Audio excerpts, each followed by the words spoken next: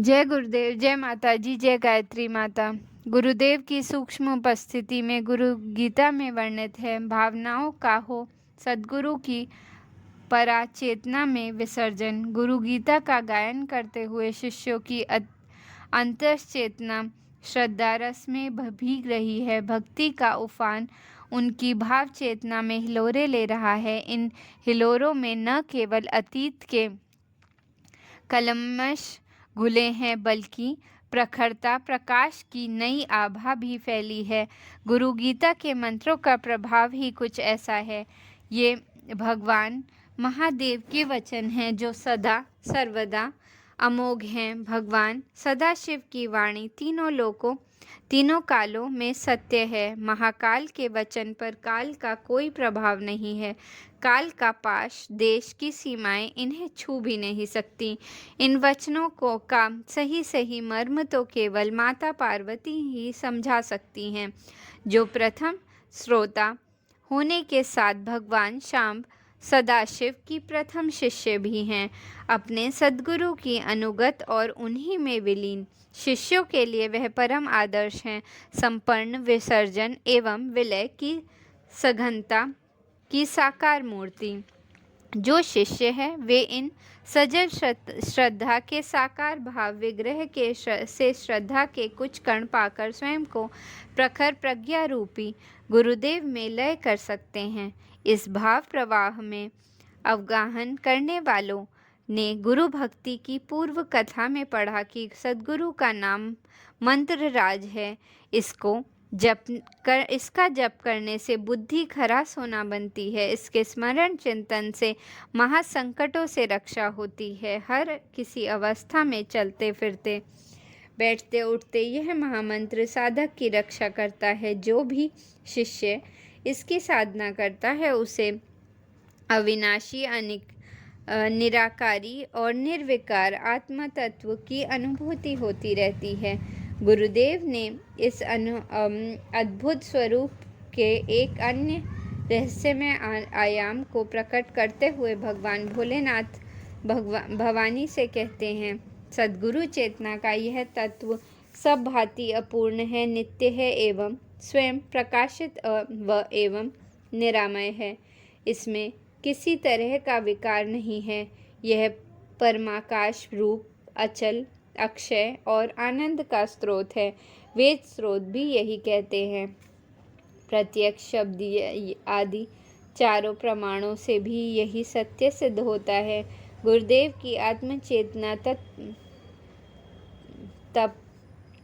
तपश्चेतना का सदा सदा स्मरण करना चाहिए। हे महामती देवी, इसके मनन से श्रेष्ठ और कुछ भी नहीं। तुम्हारी साधुता को देखकर ही मैंने यह सत्य तुम्हें बताया है। गुरु गीता के मंत्रों में इस परम सत्य का उद्घाटन है कि गुरुदेव की स्मरणीय है, चिंतनीय है और मननीय है। उनकी पराचेतना में रमण करने से श्रेष्ठ और कुछ भी नहीं है। कई शिष्य साधक बौद्धिक रूप से इस सच्चाई को जानते हैं, किंतु भाव रूप से इसमें डूब नहीं पाते, विमग्न नहीं हो पाते। इसका कारण यह होता है कि उनकी बुद्धि तरह तरह सांसारिक गणित लगाती रहती है। इस बुद्धि को श्रीमद् भागवत गीता के गायक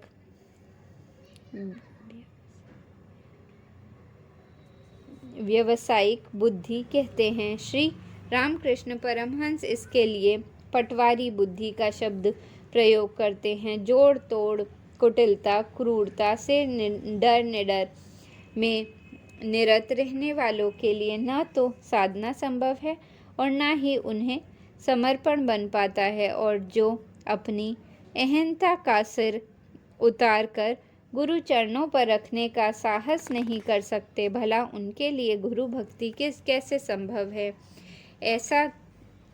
ऐसों को सद्गुरु चाहकर भी नहीं अपना पाते। शिष्य की भाव मलिनता उसे यह करने ही नहीं देता। इस भाव सत्य से जुड़ा एक बहुत ही प्रेरक प्रसंग है।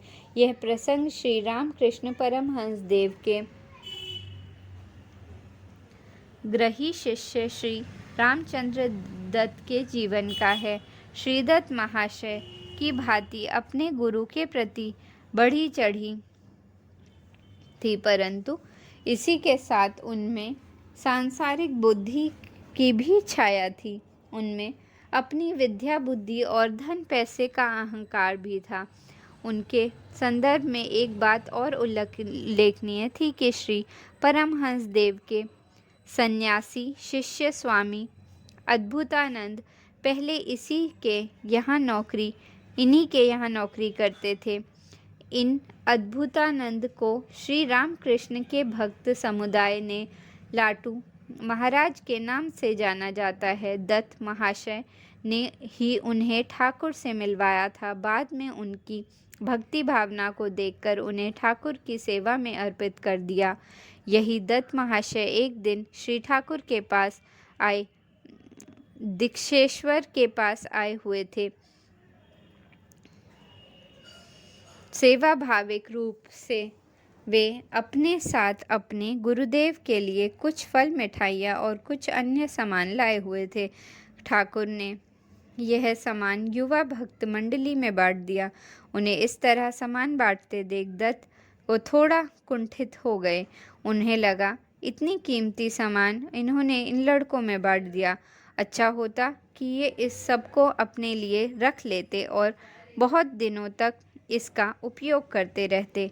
उनकी ये सांसारिक भावनाएं ठाकुर से छिपी नहीं रहीं। जिस समय वे यह सोच रहे थे उस समय शाम का समय था और वे परमहंस देव के पास बैठे उनके पांव दबा रहे थे। इन भावनाओं के उनके मन में उठते ही श्री रामकृष्ण देव ने उनके पांव के साथ उनके हाथ झटक दिए और बांटने के से बचा हुआ उनका सामान उन्हें वापस फेंकते हुए बोले, तू अब जा यहाँ से, मैं तुझे अब और बर्दाश्त नहीं कर सकता। रही बात उस सामान की, तो जो तू लाया है वह भी और उससे ज़्यादा तुझे मैं दे दूँगा। मैं माँ से प्रार्थना करूँगा कि वह सब कुछ बल्कि उससे बहुत ज़्यादा लौटा दे। अचानक ठाकुर में आए इस भाव परिवर्तन से दत्त महाशय तो हतप्रभ रह गए, पर साथ ही वे यह भी समझ गए कि अंतर्यामी ठाकुर ने उनके मन की बात जान ली है, भावनाओं को जान लिया है। पर अब किया भी क्या जा सकता था। शाम गहरी हो चुकी थी, वापस कलकत्ता भी नहीं लौट सकते थे। वैसे भी ऐसे मन स्थिति में वह कलकत्ता लौटना भी नहीं चाहते थे। बस भरे हुए मन से सोचते, ठाकुर के द्वारा तिरस्कृत जीवन अब किस काम का। और उनके अंदर उमड़ गई भक्ति भावना ने यह प्रेरणा दी कि क्यों ना माँ के मंदिर के पास बैठकर ठाकुर के नाम का जप किया जाए। बस ओम नमो भगवते रामकृष्णाय उनके कंठ से, प्राणों से और हृदय से बहने लगे। उनकी भावनाएं अपने दिव्य गुरु में विलीन होने लगीं। रात गहरी होती गई और वह अपने सद्गुरु की पराचेतना में विलीन होते गए। भाव विलीनता इतनी प्रगाढ़ हुई कि शिष्य वत्सल श्री परमहंस देव स्वयं उनके पास आ गए और बोले, चल तेरा परिमार्जन हो गया।